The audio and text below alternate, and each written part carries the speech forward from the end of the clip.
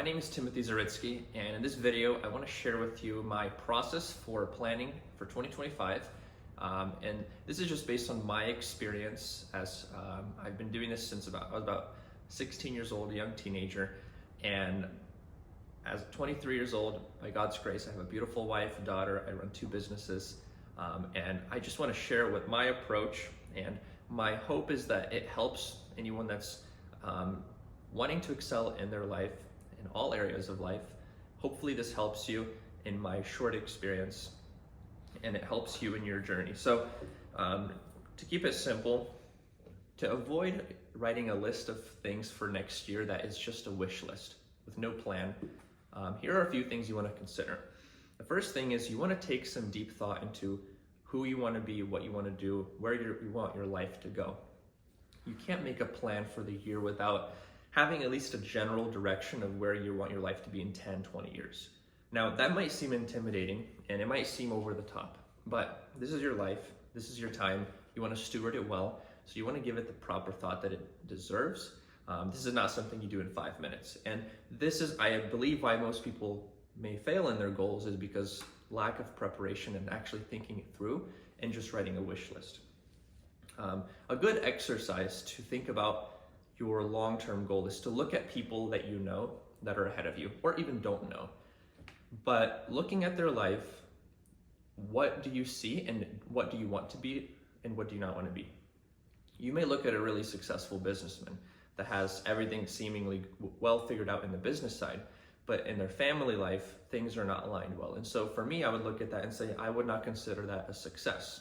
So you want to look at different areas of your life and determine what is important to you, what are your values, and what needs to change in your life and what doesn't need to change to be able to get to where you want to be. At the minimum, this will give you a frame of reference, goalposts where you're aiming towards, so that when you're planning your yearly goals, you actually have a sense of direction. Now, for yearly goals, you want to make sure that your goals are encompassing your entire life, not just one area of life. So you're not just only focused on your health and all you do is go to the gym, or all you're doing is working and trying to make money. You have to have a balance, essentially, that encompasses your entire life. And the way that I approach this is pretty straightforward, and it's helped me a lot, is I actually think through what are the main categories in my life that are important to me that I want to focus on. For me, these would be spiritual, this would be personal development, this would be health, family, personal finances, and then career or business. And what I do is I write them down on a piece of paper like this. And what I will do then is I write down a goal for each area of life.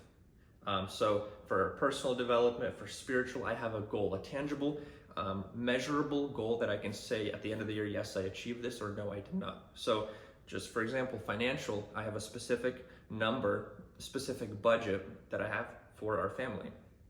For family, I have a specific goal of wanting my family to reach this kind of level of spending time together, or this kind of relationship. In business, we have our own goals. In health, we have our own goals. So a measurable, tangible goal that you can, at the end of the year, say, yes, I achieved this, or no, I did not. So for example, being a better person is not a goal. You have to actually have a very specific goal. Now, once you have a specific goal, whether you consult with people that already achieved these goals or you look it up online, you want to start thinking about what are habits that I could put into my life, daily habits, weekly habits, that would actually help me reach towards this goal. So for example, if I want to be healthier and I want to be able to reach a certain level of fitness, I need to have a specific habit around my health, my sleep, around my exercise, and around my diet. Spiritual is the same. I have to set aside daily time to read the Bible, to pray, to meditate. For family, you got to set aside your specific time for when am I spending time with family?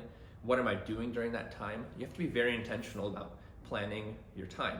But what you start to do is, as you start writing out your habits, you can then gauge what time it takes for each habit. So spiritual time may take 30 minutes in the morning, health may take 5 hours a week, family may take a certain amount of time, and this is where the important planning actually happens. So to make sure that your goals for the year are not just a wish list, once you have written down your habits and you know how much time they take, then you start to build out a rough weekly schedule and daily schedule so that you can actually start to measure how much time, if I put all of these habits together, how much time will it take me on a weekly and daily basis to achieve them. This helps you start to measure whether or not this is even feasible. You could have set a goal in your business that's sky high and it takes you 80 hours a week, but you also want to have a good family life and all other areas of your life. And you start to measure it out and you start to see, okay, either in business, I'm gonna have to make some really high leverage decisions to make sure I'm using my time wisely so I can actually spend my time on the other categories, or I need to adjust my goals. Regardless, before you even get a chance to fail, you can have an honest conversation with yourself. Is what I'm planning feasible? And if it is, how am I going to achieve it?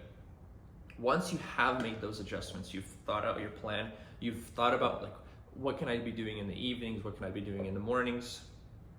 Now you actually can have a habit tracker. And this is something that's super important, where every single day, every week, you actually track, did I achieve my goals? Did I reach my habits or not? Did I do what I said I was gonna do?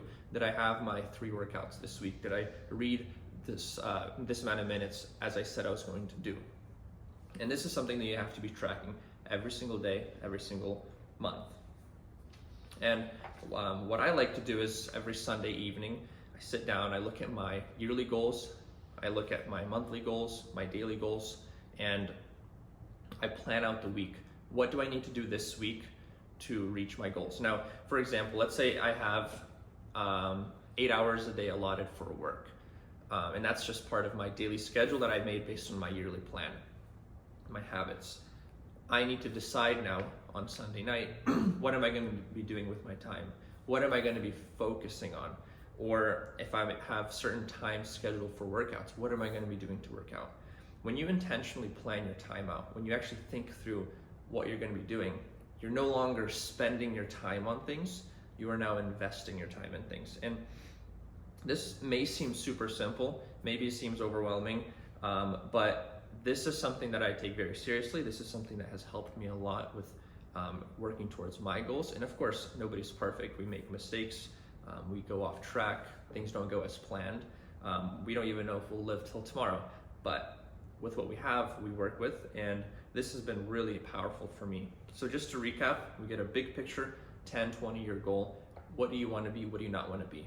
Based on that big picture goal, you write down goals for each main category of your life. And then based on the goals that you have in each category of your life, you create daily and weekly habits that will actually help you achieve those things. Then once you have those yearly goals planned out, I like to go in 3-month increments, 90-day increments. What am I doing for the next 90 days? What's my quarter-sized, bite-sized approach for these yearly goals? And then I break it down into weekly and daily tasks. And from there, you have to track it. Make sure you're being accountable to yourself. Get people involved. Make sure that they're keeping you accountable. Are you reaching your goals? Are you doing what you said you were going to do? And once you're doing that, you'll start to learn about yourself. You'll start to see, maybe my goals need to be adjusted. Maybe I'm doing better, not as good as I wanted to do, but at the very least, you will be making progress. So I hope this helps. If you have any questions, let me know. And I pray that God blesses you. Thank you, guys.